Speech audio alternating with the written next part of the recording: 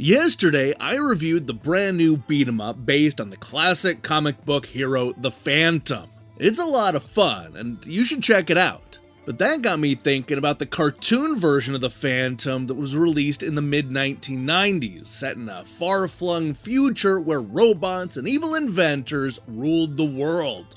Phantom 2040 would eventually go on to become an action game released on the Super Nintendo, Genesis, and Game Gear, and has a bit of a cult following these days.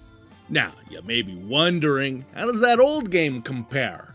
Well, to answer that question, I decided to flip through the pages of Electronic Gaming Monthly, Nintendo Power, Super Play, and more classic magazines that reviewed this game when it first came out. So, get ready to see what others cannot, because this is a very purple episode of Phantom 2040 Review Crew.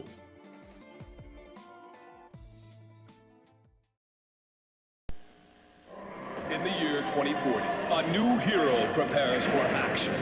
Known by many names, the man who cannot die, the ghost who walks, the Phantom.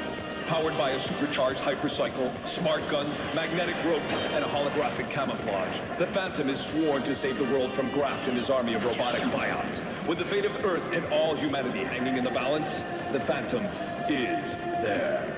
Sunday mornings at 9:30 on TV 38. Two years before Hollywood attempted to turn the Phantom into a modern-day movie star, the Hearst Corporation had its own idea how to bring the 60-year-old comic book hero into the future. Their plan was to, quite literally, go into the future. 46 years into the future, to be exact. The result was a short-lived cartoon set in the year 2040, where Kit Walker would don the iconic suit and kill robots. Although it only lasted 35 episodes, it offered a surprisingly stacked cast that included Margot Kidder, Ron Perlman, Mark Hamill, Blondie's Deborah Harry, and even Leah Remini. She was on The King of Queens.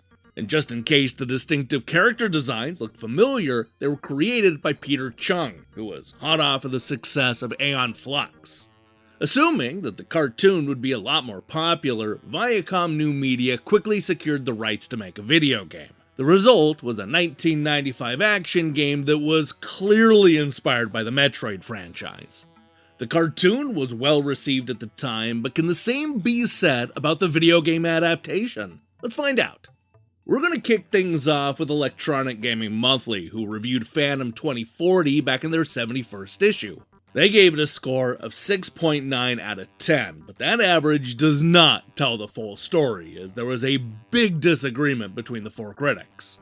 Ed praised the crisp, well-drawn graphics and a good audio track. There are a lot of objects and cinema strewn throughout. Even the quest itself isn't all that linear. While he looks a little funny when he walks, the whole game has a sleek look to it.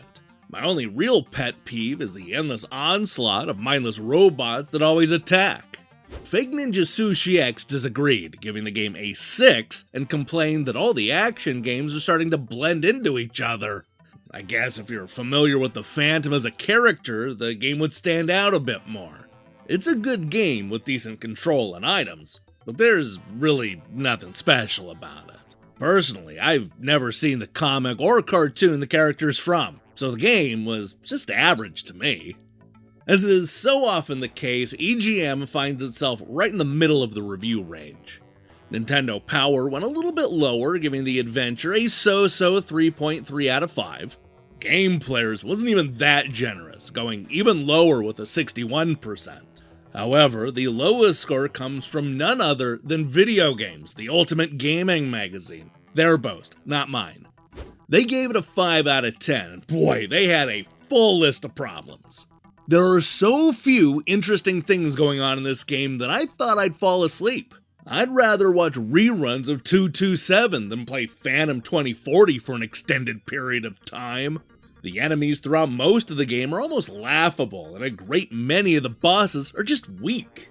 Another annoying point to this game is its use of color. Usually, this is not something worth commenting on, but this game should be made an example of. The developer's obvious attempt at setting a mood doesn't work for me. There's just too many purples and grays and blues in this game. Now, moving back up the scale, we see that the 70% range is pretty much the sweet spot for Phantom 2040. For example, Australia's own Hyper magazine went with a 72%, while Game Informer averaged a very similar 7.25 out of 10. That brings us to Super Play, who gave it a strong 78% and praised the game in a very unusual way. So, chums, grubbily presented, occasionally unfair, and derivative of everything in the world, and with regenerating monsters, and 32 character passwords, and with that wretched floor zero fault where you don't know if the platform you're on is at the bottom of the screen, and a license, but nonetheless, a tremendously enjoyable, large, and tough thing. Good work, kids! Phantom 2040 was Super Play's 234th best reviewed Super NES game of all time. Normally, this would be where we stop, with a perfectly acceptable 78% being the ceiling for the Phantom. However, when GamePro played both the Genesis and the Super NES version of the game back in 1995, they knew that they needed to go all the way over the top, giving the game a perfect 5 out of 5. Phantom 2040 is a welcome arrival for the cart-starved Super Nintendo faithful. This game is an excellently crafted action-adventure. Hardcore adventure gamers will find Phantom is for real. Average players, however, may take to the year 2040 to complete the maze-like levels. With an overall average of 71%, most of the critics recommended Phantom 2040, though with some caveats.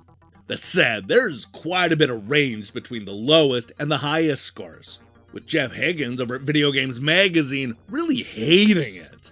Still, this is considered a bit of a cult classic these days, thanks in large part to it being one of the early examples of the Metroidvania formula, coming out years before that term even existed. Personally, I prefer the beat-em-up over this 2040 game, but I say both are actually worth playing. Hey, want to save the world? Okay. You are the Phantom 2040. Use your ultra-quick reflexes and an arsenal of weapons and over 100 combinations to battle fierce enemies through 60 levels. And with 20 different endings, you better move fast. Okay. Play Phantom 2040 from Viacom New Media. Hey, thanks for watching me break down these classic reviews. If you liked what you saw here, then you should know that we post new episodes just like this every time classic games get added to modern consoles. Or, in this case, when they don't. It's just fun to look at the classic Phantom game now that the new one just hit consoles. Now, here's the question I have for you. What classic comic book character needs a modern game? Let me see your picks in the comments below. In other news, we'll be back later this week with reviews of Rendering Ranger R2 Rewind and Lilac Zero. While you wait for that, I strongly recommend you click that subscribe button and support what we're doing here. Until then.